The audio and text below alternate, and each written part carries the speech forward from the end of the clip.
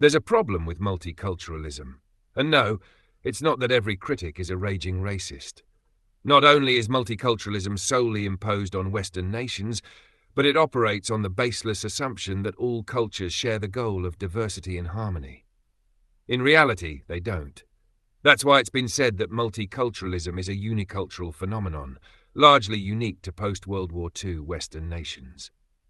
Since the beginning of civilization, virtually all people groups have viewed their own cultural norms as superior, including those that now aspire to the ideals of multiculturalism. Even within self-professed multicultural societies, the dominant host culture will invariably suppress, restrain, and regulate cultural practices that conflict with the prevailing norms.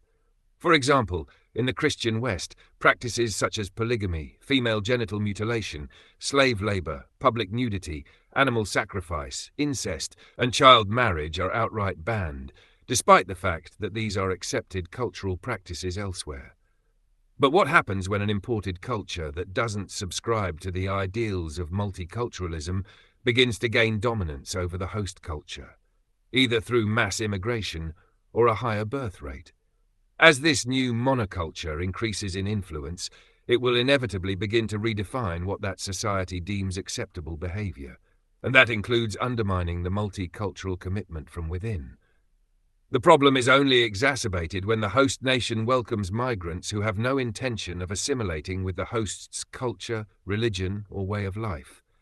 The more foreigners that are imported, the less likely it is that they'll integrate and adopt the Western multicultural ideal.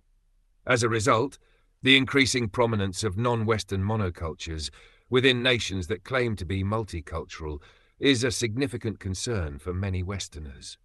One needs only to consider that there are currently around 30 Sharia courts in the United Kingdom. At present, these Islamic councils cannot overrule the decisions of UK courts or make decisions contrary to UK law. But could that change? If that's what the dominant culture demands, then the question is, why not? Multiculturalism can only survive as long as the dominant culture is committed to the goal of diversity in harmony. The fear many have expressed is that multiculturalism could potentially lead to cultural and national suicide if there is nothing preventing any monoculture, indifferent to multiculturalism, from becoming the prevailing force that will not only dismantle multicultural ideals, but also completely eradicate Western culture. Left unchecked, the notion of multiculturalism is inherently flawed, and as such, it risks becoming a gateway not to diversity and harmony, but to suspicion, societal division, and cultural erosion. Wanting to preserve for his grandchildren the way of life he inherited from his grandparents doesn't make a man a racist.